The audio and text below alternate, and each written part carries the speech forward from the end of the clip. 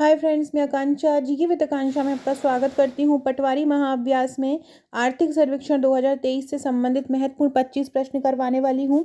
इसका एक और पार्ट लेके आऊँगी, इसके आगे के क्वेश्चन मैं उसमें करवाऊँगी। तो चलिए स्टार्ट करते हैं, क्योंकि अभी हमारे रिसेंटली भारत का आर्थिक सर्वेक्षण और बजट आया है, तो उससे संबंधित क्वेश्चन बहुत इंपॉर्टेंट हो जाते हैं। तो चलिए स्टार्ट करते हैं।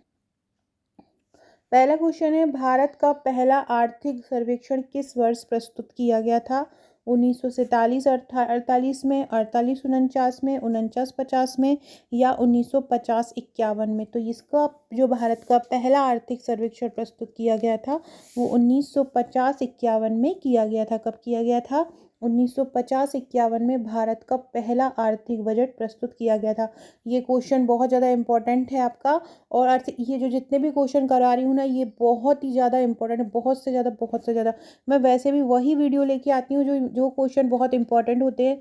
आज दिन में भी मैंने खिलाड़ियों से संबंधित जो आप लोगों के लिए पुस्तकें करवाई थी, आत्मकथा कराई थी, वो बहुत ज़्यादा इंपॉर्टेंट है। मतलब उसने एक, क्योंकि खिलाड़ियों की जीवनी आत्मकथा से संबंधित प्रश्न बनता ही बनता है। अगला क्वेश्चन है, भारत में आर्थिक सर्वेक्षण बजट के साथ ही प्रस्तुत किया जाता है। किस वर्ष से इसे बजट से अलग प्रस्तुत किया जा रहा है? पहले क्या होता था, आर्थिक सर्वेक्षण और जो बजट होता था एक ही साथ आ जाता था, लेकिन अब एक दिन पहले आता है। इसका कारण क्या है और ये कब से अलग हुआ है? सॉरी, 1960, 1961, 1963 या 64? तो 1964 से बजट और आर्थिक सर्वेक्षण को अलग कर दिया है। कब से कर दिया गया है?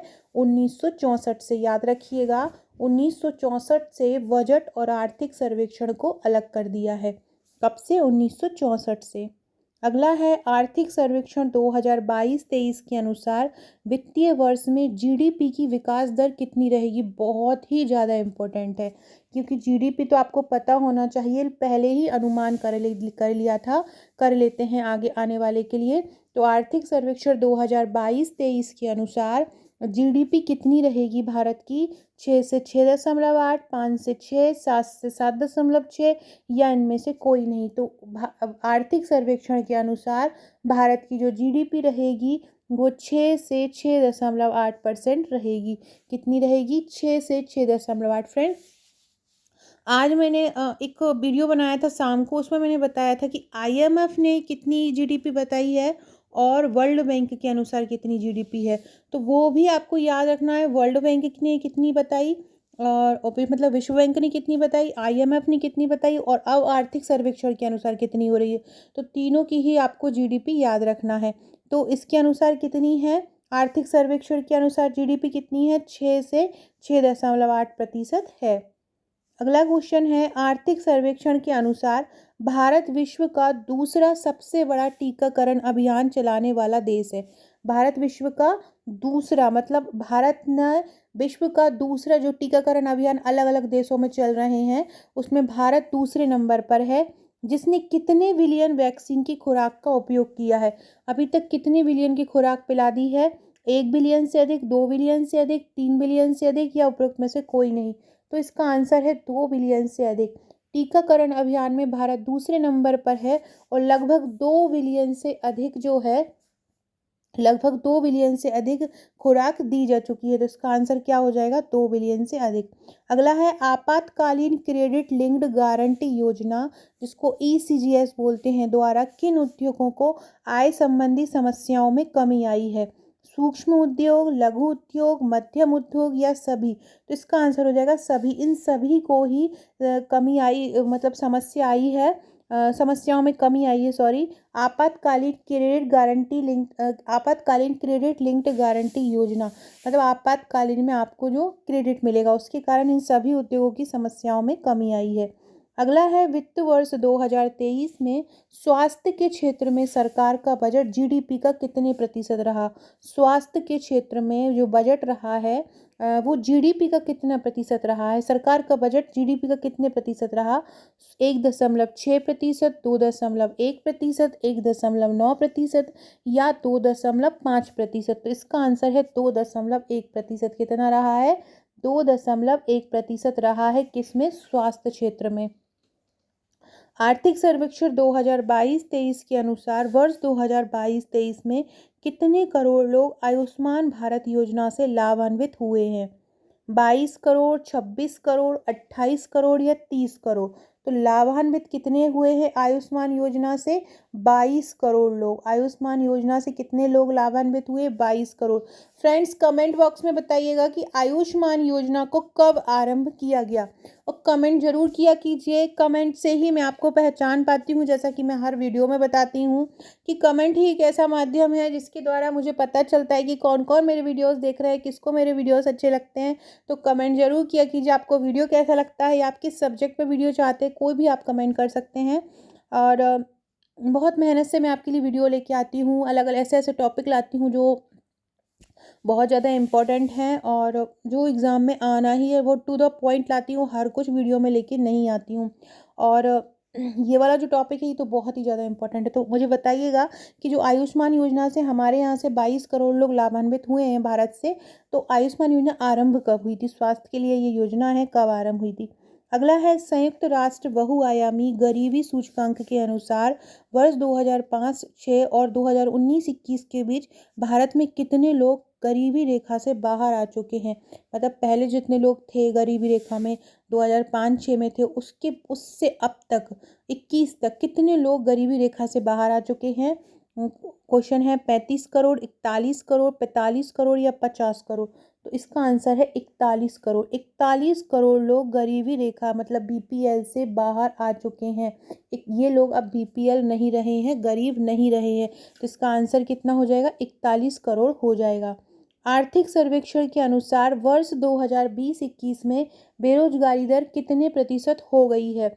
तो आर्थिक सर्वेक्षण के अनुसार 2020-21 में बेरोजगारी दर हो गई है 4.2%। कितनी हो गई है? 4.2% बेरोजगारी दर हो गई है। अगला है, आर्थिक सर्वेक्षण के अनुसार 2020-21 में ग्रामीण महिला श्रम बल भागीदारी कितनी प्रतिशत हो गई है? मतलब ग्रामीण महिलाओं की भागीदारी काम में कितने प्रतिशत हो गई है? 19.7%, 27.7%, 30% या 25%? तो ये हो गई है 27.7%। ग्रामीण महिलाओं की जो श्रम बल में भागीदारी हो गई है वो कितनी हुई है? ग्रामीण महिलाओं की श्रम बल में भागीदारी कितनी हो गई है? ये हो गई है 27.7%। कितनी हो गई है? 27.7% हो गई है। अगला क्वेश्चन है, और ये याद रखिएगा 2018-19 में ये 19.7 थी, जो बस 2020-21 में 27.7 हो गई है। पहले जो ग्रामीण महिलाओं का जो भागीदारी थी वो कितनी थी? 19.7, और अभी जो बढ़ के हो गई है 27.7। आर्थिक सर्वेक्षण के अनुसार 2023 से 2027 तक कितने पीएम श्री स्कूलों का निर्माण किया जाएगा? और इसके साथ ही अब टीचर्स भी ज़्यादा नियुक्ति होंगी, टीचर्स की भी। तो 11,000, 12,000, 13,000 या 14,500? तो पीएम श्री स्कूल बनाए जाएंगे 14,500। कितने? 14,500। अगला है, राष्ट्रीय हरित हाइड्रोजन मिशन के माध्यम से हरित हाइड्रोजन पर निर्भर होकर किस वर्ष तक भारत ऊर्जा के क्षेत्र में आत्मनिर्भर हो जाएगा?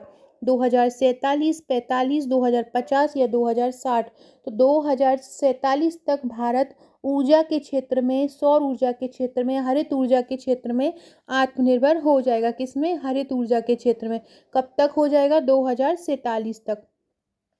अगला है, भारत के पहले सॉवरेन ग्रीन बॉन्ड फ्रेमवर्क की रूपरेखा को कब मंजूरी दी गई? तो भारत के पहले सॉवरेन ग्रीन बॉन्ड फ्रेमवर्क की रूपरेखा को मंजूरी दी अप्रैल में, मई में, नवंबर में या दिसंबर में? तो फ्रेमवर्क को मंजूरी दी है कब?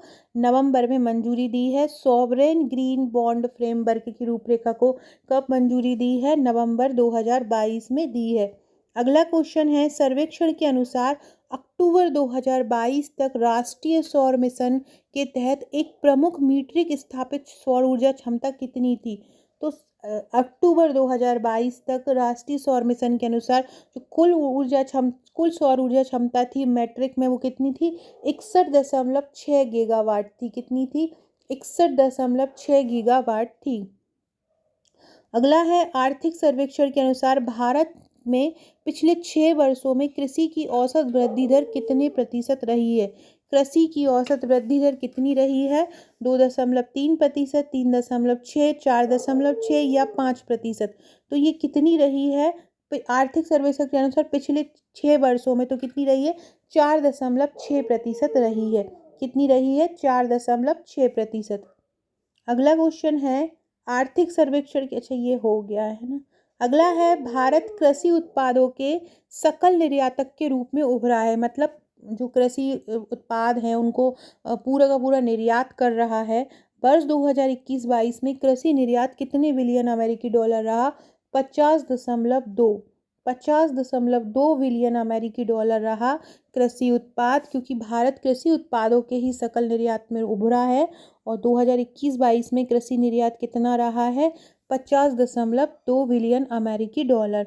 अगला है सर्वेक्षण के अनुसार 2020-21 में कृषि में कितने निजी निवेश प्रतिशत हो गई है? कृषि में निजी निवेश कितने प्रतिशत हो गया है? कृषि में लोग अपना निजी निवेश करने लगे, ये कितना प्रतिशत हो गया है? 9.3%।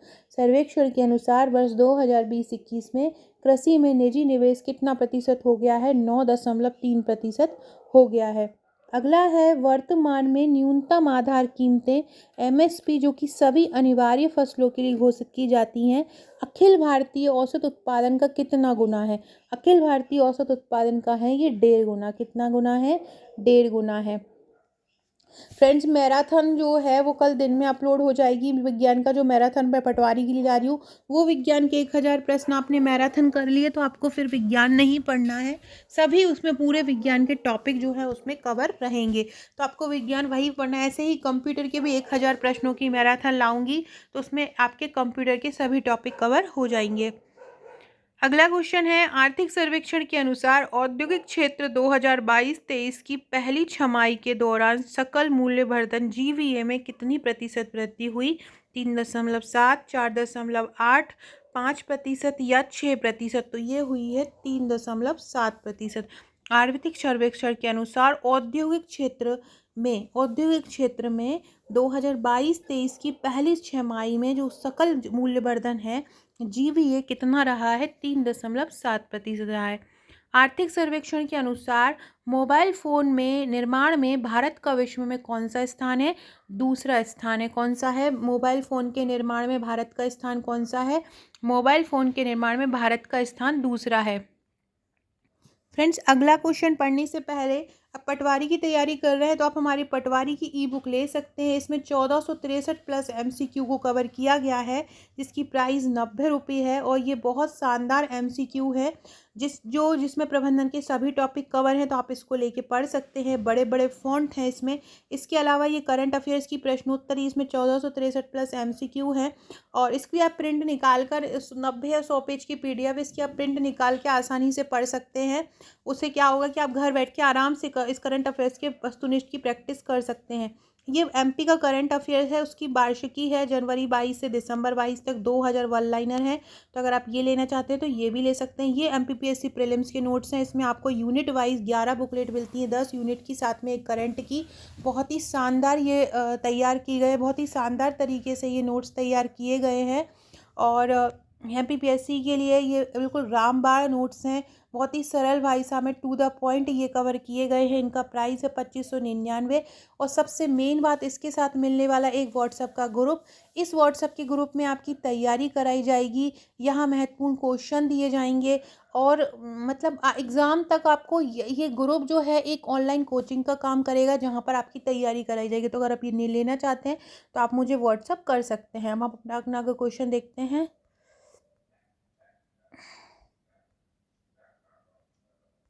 आर्थिक समीक्षा के अनुसार 2022 में सेवा क्षेत्र में कितने प्रतिशत वृद्धि दर्ज की गई है? सेवा क्षेत्र में, तो सेवा क्षेत्र में वृद्धि दर्ज की गई है 8.4%।